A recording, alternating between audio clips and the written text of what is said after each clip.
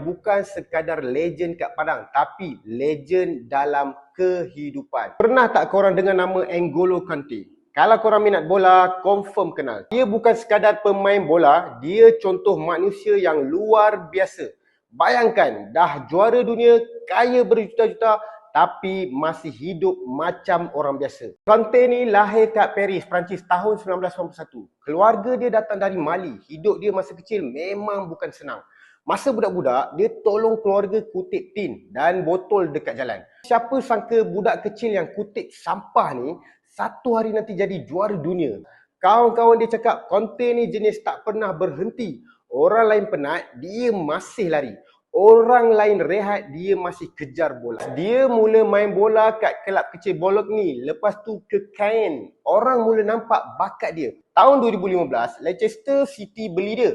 Musim tu, Leicester buat kejutan paling gila dalam sejarah bola.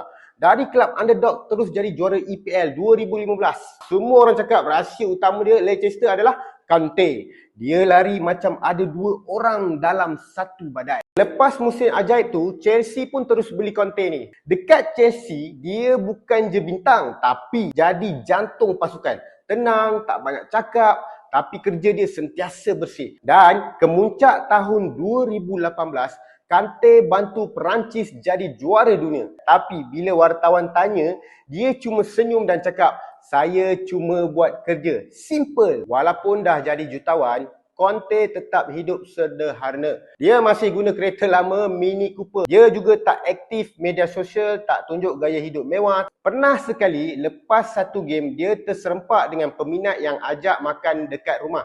Dan dia setuju, siap makan nasi kari, main FIFA sama-sama. Selain tu, Kante juga banyak bantu misi kemanusiaan, terutama untuk krisis kat Afrika.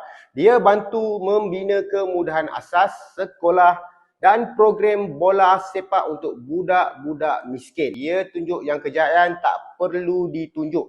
Cukup kalau kita bagi inspirasi. Dia ajar kita satu benda.